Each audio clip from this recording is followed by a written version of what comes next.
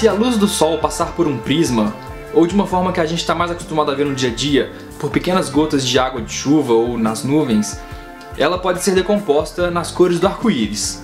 Então podemos ver todo o espectro visível da luz. Ou seja, todos os comprimentos de onda de luz que podemos enxergar estão aí. Agora pare um pouco e tente imaginar alguma cor nova e diferente, que não esteja nesse espectro. Qualquer cor que você quiser.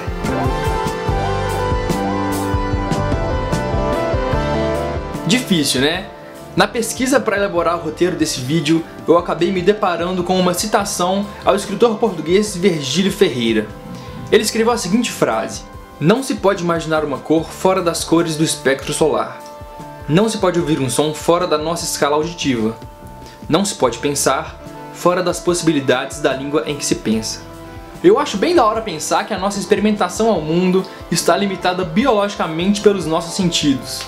Mas sobre a afirmação de Virgílio Ferreira de que não podemos imaginar uma cor que não esteja nas cores do espectro solar, eu acho que tem alguns equívocos aí.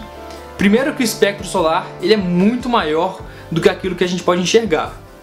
E segundo é que existe, por exemplo,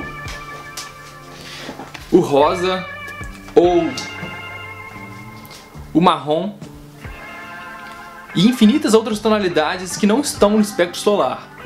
Agora, se essas cores e essas tonalidades não estão no espectro solar, como a gente pode enxergá-las? A propósito, eu sou o Vinícius do canal Cura Quântica, mas pode me chamar de Morangão, e é justamente isso que nós vamos investigar nesse vídeo agora. A gente costuma aprender na escola que um determinado objeto tem uma cor porque a luz branca incide sobre ele e ele reflete apenas sua cor característica, no caso da tartaruguinha, o verde.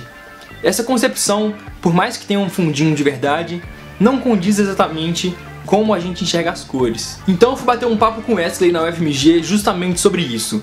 Ele pesquisa como pequenas estruturas nas asas de uma libélula nos permitem ver cores sem que haja nenhum pigmento, ou seja, não tenha nenhuma tinta ali.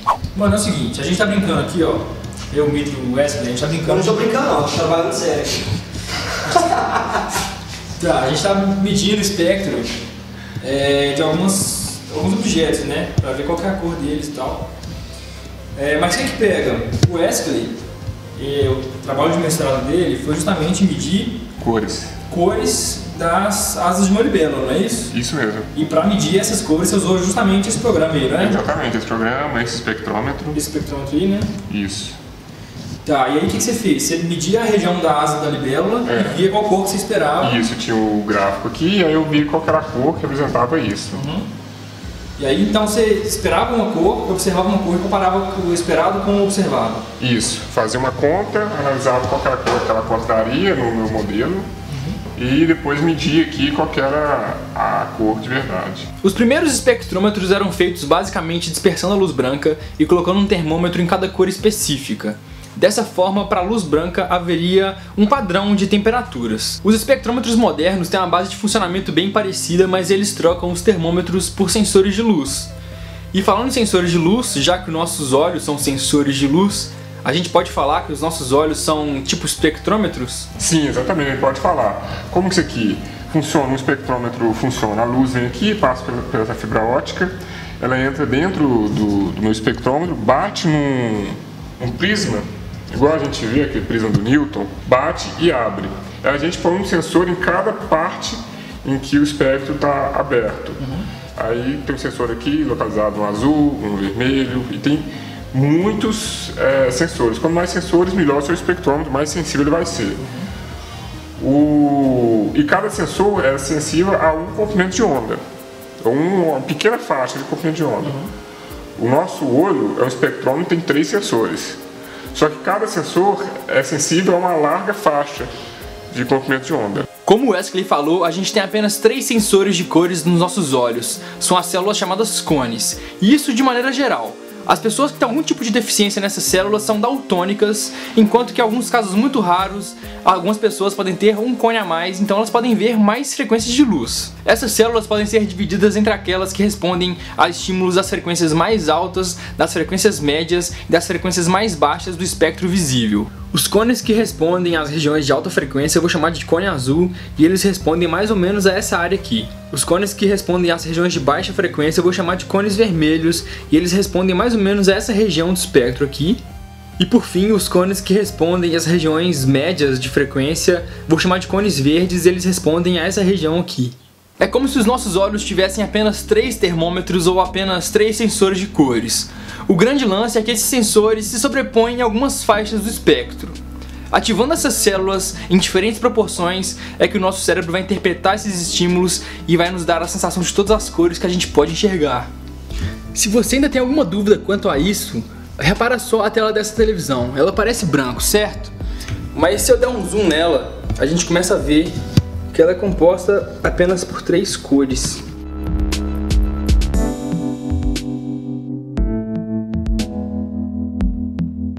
Isso evidencia que nós não temos no nosso olho uma célula que seja sensível apenas ao amarelo, por exemplo. Quando vemos algo amarelo, estamos estimulando nossos cones vermelhos e verdes. Então, a princípio, existem 2 maneiras de um objeto ser amarelo. Ele refletindo de fato o amarelo, ou então ele refletindo o verde e o vermelho ao mesmo tempo, ou quase ao mesmo tempo para o nosso cérebro. É o seguinte, ó, tem 2 tintas aqui, verde e vermelho, beleza? Sim. Né? São as mesmas cores daqui, beleza? E se eu misturar vermelho com verde, que cor que vai dar? Vermelho com verde, laranja, onde que tá viajando? Não sei, vamos misturar então, né? O que você cochichou aqui do lado?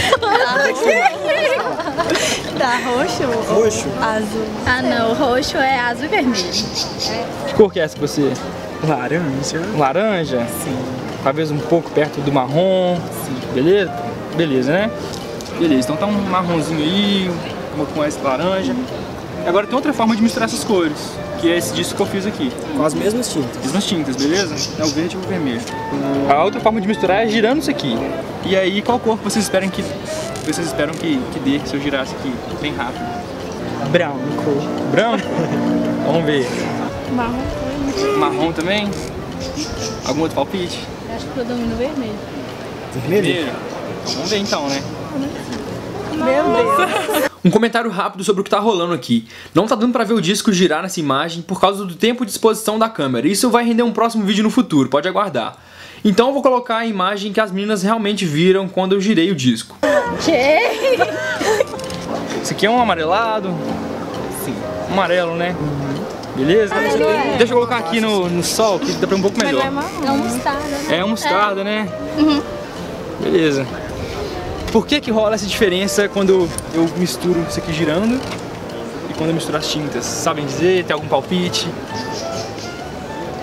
Não, nada pela cabeça. Essa diferença acontece porque as tintas foram misturadas de formas distintas e dessa forma a sensibilização dos nossos olhos acabou sendo diferente também. E aí a gente pode separar as cores em cores pigmento e cores luz. As cores pigmentos são chamadas subtrativas porque quanto mais pigmentos você adicionar na sua mistura, mais frequências de luz vão acabar sendo absorvidas e então serão subtraídas do resultado final.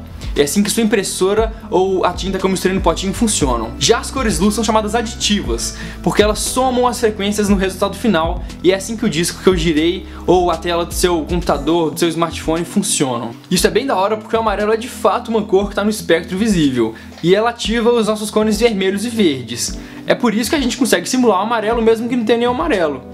Ativando os cones vermelhos e verdes, por exemplo, girando o disco como eu fiz, o nosso cérebro interpreta que esses 2 cones juntos dá justamente o amarelo. Agora o rosa, por exemplo, é uma cor que não está no espectro visível. Só é possível vê-la quando a gente pega os 2 extremos do espectro e juntamos. Agora é o seguinte, uma coisa que é curiosa é que não tem rosa nesse espectro aí, tem? Não, não tem rosa. Rosa é uma cor, né? Não é um comprimento de onda. Pois é. Os comprimentos de onda nesse espectro de cromaticidade, ele é representado por essa borda aqui. Toda a cor que não está nessa borda é a cor que o nosso olho analisa a partir do espectro e tira. Esse espectro aqui, um exemplo dessa lâmpada, dessa flor, tem vermelho, azul, tem até um pouquinho de verde aqui.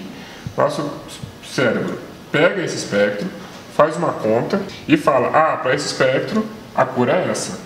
Nesse caso, para esse espectro aqui, que não tem rosa, um fóton de comprimento rosa, a gente enxerga rosa, como a gente está vendo aqui, e ela de fato é rosa.